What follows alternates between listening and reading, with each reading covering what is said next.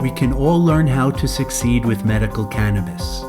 I'm Dr. Daniel Stein, and this is The House Call.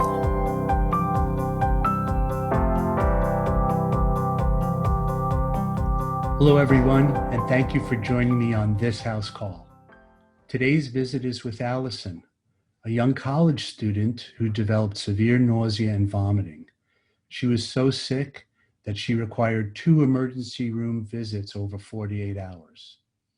She was diagnosed with possible cannabinoid hyperemesis syndrome, and she stopped using cannabis.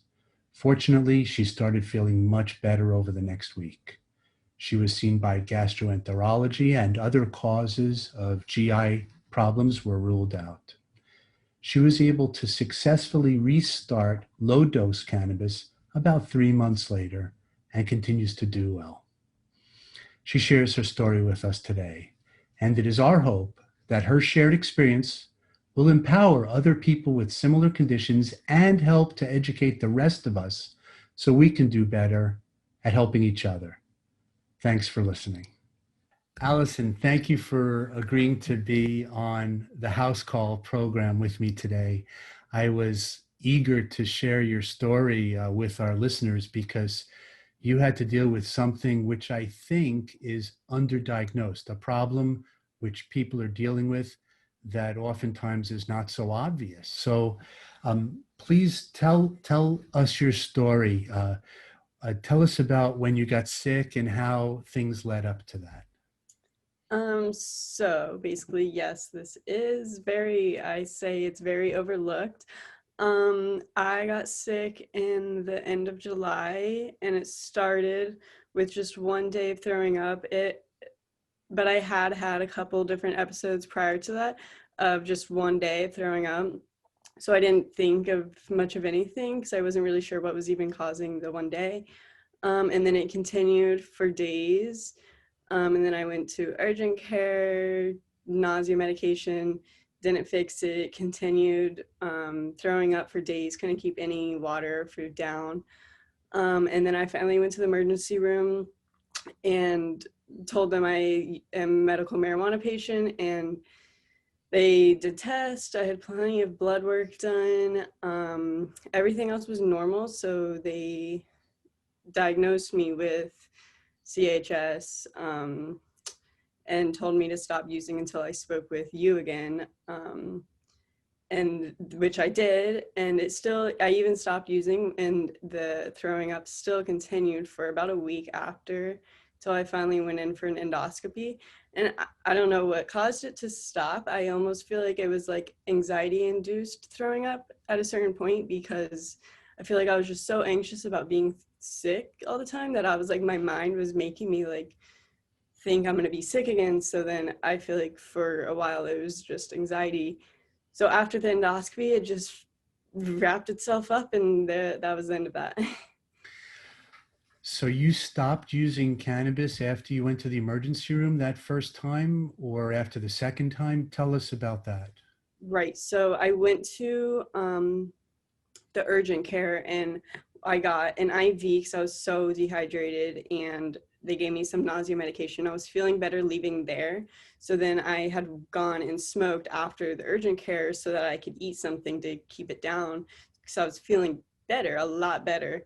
So then I smoked. I was good the rest of that day. I was able to eat a full dinner even, like a regular dinner that I would eat any other day. And then the next morning I woke up again throwing up, which is the day I went to the emergency room, and they told me that, which is the last time I stopped. So I smoked the day prior, but after they told me that I didn't.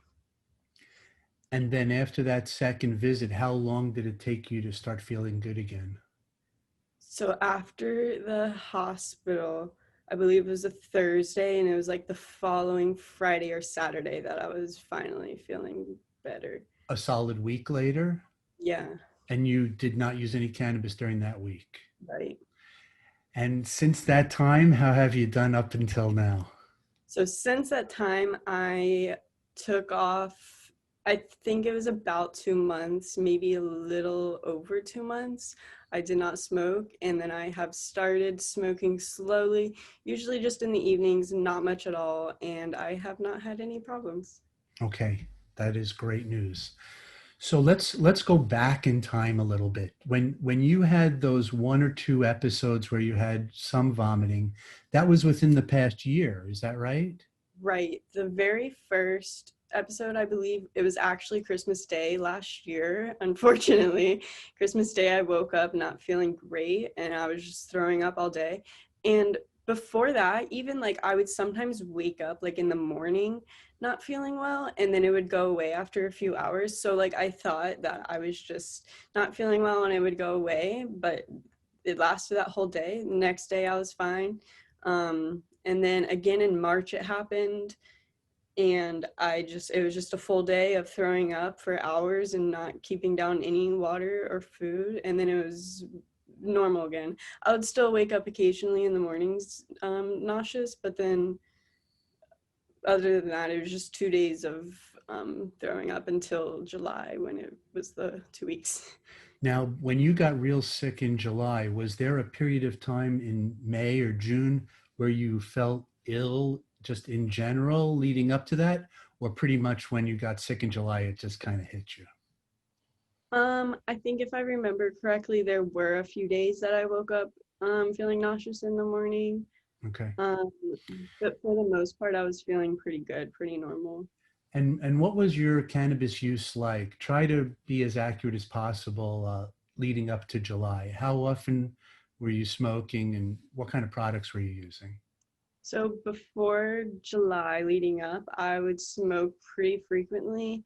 I would use flower. I would use, like over the school year when I'm in Gainesville, I would use like concentrates. And so that wasn't as frequent when I was home, but like when I was home, like say I would smoke like multiple times a day, like a few joints a day, a few hits, like it would be multiple times a day that I would smoke before that. Okay. And I think that probably classifies you as a moderate to moderately heavy user. And that's the kind of use that does often affect, patients with cannabinoid hyperemesis syndrome. But it's totally not your fault. We don't even know exactly why some people get this and other people don't. But I'm so glad that you're able to resume cannabis use in a more moderate way. Correct? What's your use like now? It's totally different because before I would even have troubles eating anything if I didn't smoke. So I would like be relying on smoking to be able to eat. But now I can wake up, I can have 3 full normal meals, snacking in between, smoke in the evening, just to wind down after I've done all my schoolwork. And it's definitely changed because it's just like usually I'll just like have like 1 or 2 bowls in the evening now compared to sometimes multiple joints or something in a day. That's interesting. So the cannabis had actually affected your eating behavior. It, Right. it was all part of that, even before you got real sick with the vomiting. Mhm. Now, when you did get sick in July, you had mentioned that hot showers were helping you. Tell me about that. Yes. So when I was sick, that hot showers really was the only thing that made me feel better. I would, if I was nauseous, I would just lay in the shower and let the hottest water run on me. I didn't like tubs because I felt like I would get too hot if I was sitting in the hot water, but I liked having the water just running on me. And I would lay there for hours, literally until the water got cold.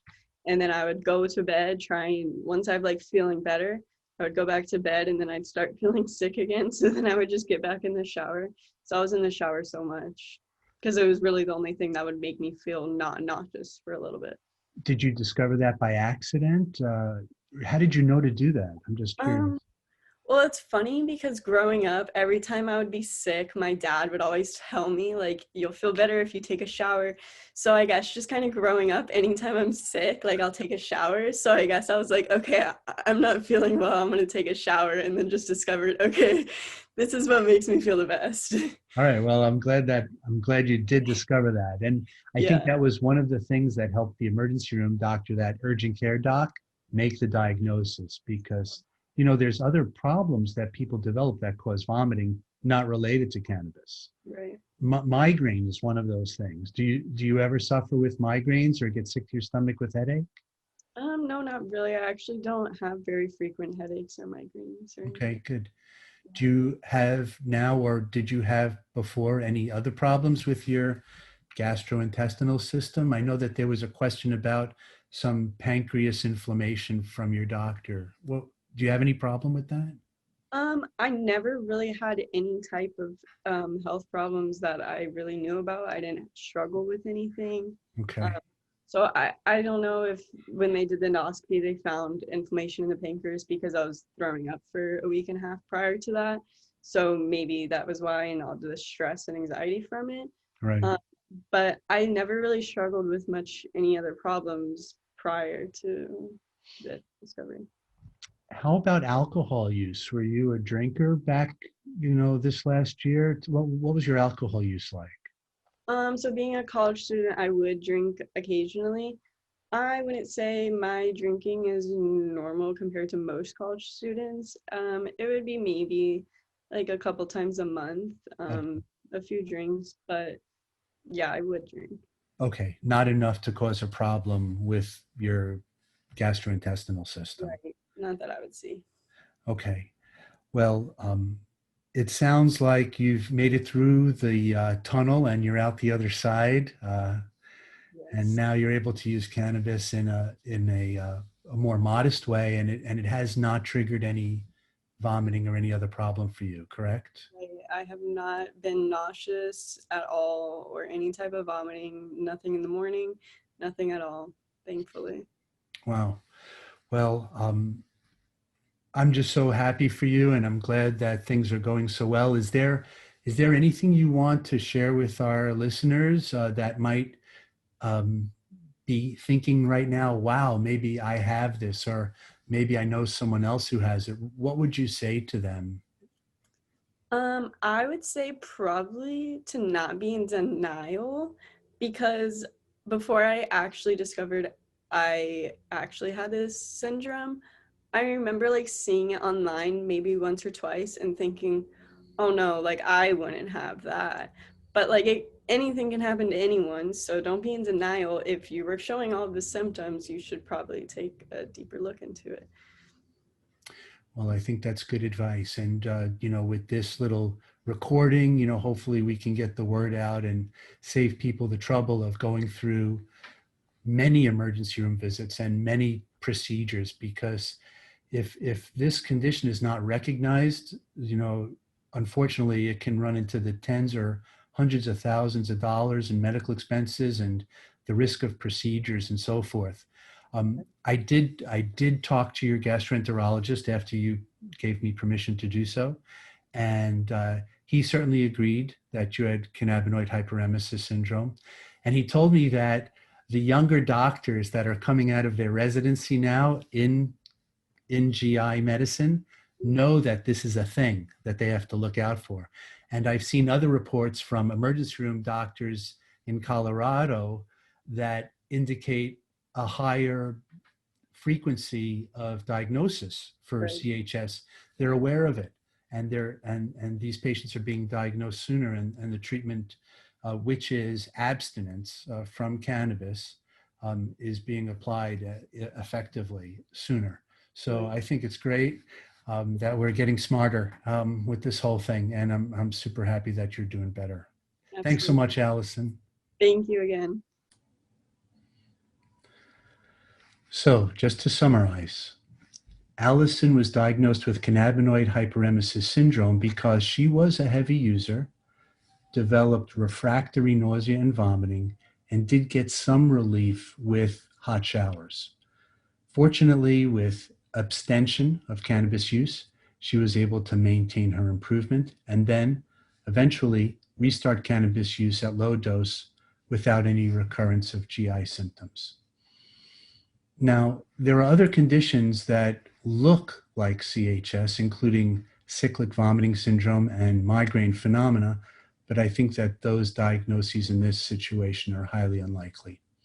She did see a gastroenterologist, and other GI issues were ruled out.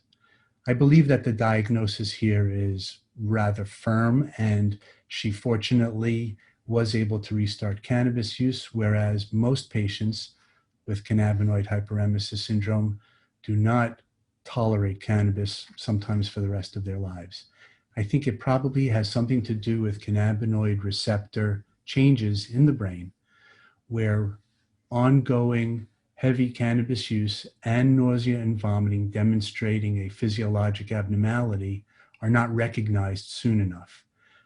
I think there may be some permanent changes in the balance, in the homeostasis between cannabinoid signaling and receptor availability. We see something like this in Parkinson's patients, where after chronic dopamine use, dyskinesias and other motor side effects, usually permanent, result. So I think early diagnosis is important. And fortunately, with Allison, early diagnosis did occur, and she was able to restart cannabis at a lower dose successfully. You know, it's not always easy diagnosing patients. Sometimes we don't get the full story. Patients may not be forthcoming with information about their cannabis use. And so when presented with a challenging situation, whether it's neurological or gastroenterological or some combination of the two, remember, it's real important to just listen to the patient. Thank you again for listening to our episode of The House Call. Please tune in again.